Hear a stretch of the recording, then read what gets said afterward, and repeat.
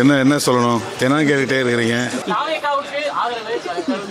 இல்லை, இன்னைக்கு மாலை 5 மணிக்கு இணைய வழி கூட்டத்தை நடத்த தீர்மானித்திருக்கிறோம்.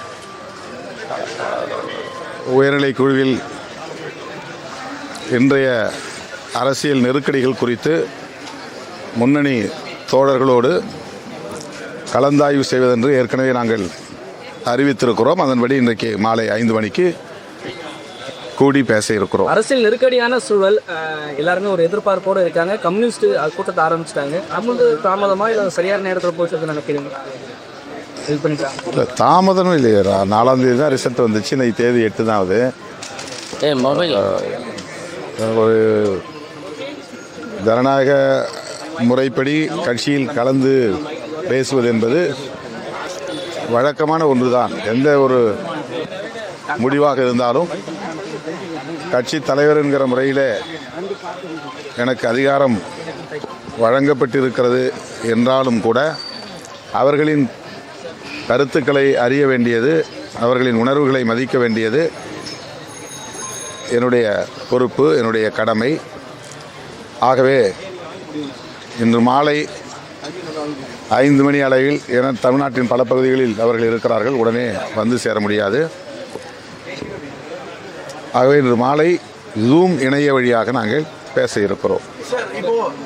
இந்த நேரத்தில் அதிமுக கலந்து ஒரு ஆட்சி அமைக்கக்கூடிய சூழல்லாம் பேசுபொருளாக இருக்கு. அதெல்லாம் சாத்தியமா? அதை நீங்கள் எப்படி பார்க்குறீங்க? ஒரு பிரதான எதிர் நிலையிலிருந்து அவங்க ஒரு முகாமில் சேர்ந்து ஆட்சி அமைக்கக்கூடிய சூழல் அமையுமா? அதை நீங்கள் எலக்ட்ரல் பாலிடிக்ஸை ரொம்ப முக்கிய கவனிச்சு சொல்லி நீங்கள் அதை சப்போர்ட் பண்ணுவீங்களா? அது அந்த அமையா உங்களுக்கு இதை நாங்கள் கலந்து பேசாமல் நான் முன்கூட்டியே கருத்து சொல்வது சரியாக இருக்காது.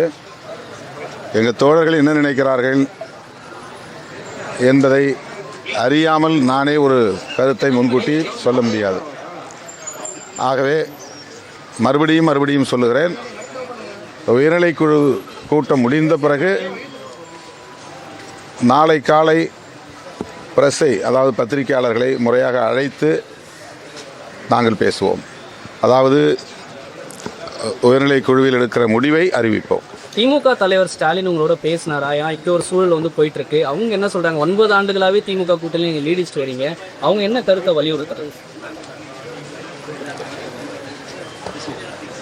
நாங்கள் ஏற்கனவே மதசார்பற்ற முற்போக்கு கூட்டணியில் பயணித்து கொண்டிருக்கிற நிலையில் அந்த கூட்டணி கட்சிகளை சார்ந்த தலைவர்கள் என்கிற முறையில் திராவிட முன்னேற்ற கழக தலைவர் அண்ணன் தளபதி ஸ்டாலின் அவர்களை சந்தித்து பேசினோம். இந்த கூட்டணி மக்கள் தீர்ப்பை மதிக்கிறது. தவேக தலைவர் ஆட்சி அமைக்க ஒருபோதும் இடையூறாக இருக்க மாட்டோம். மக்களுடைய தீர்ப்புக்கு தலைவணங்க வேண்டியது நம்முடைய கடமை என்பதை அவர் எங்களிடத்தில் மனம் திறந்து சொல்லியிருக்கிறார். அந்த கருத்துக்களை தான் நாங்கள் பகிர்ந்து கொண்டோம். ஆட்சி அமைக்க இடையூறாக இருக்க மாட்டோம்னு திமுக தலைவர் தொடர்ந்து சொல்லி வர்றாருன்னு, தாவேக்கு ஆட்சி அமைக்க விடுதலை சிறுத்தைகள் கட்சி ஆதரவாக இருந்தால் அதற்கும் இடையூறு தராமல் இருப்பாரா திமுகவோட தலைவர்?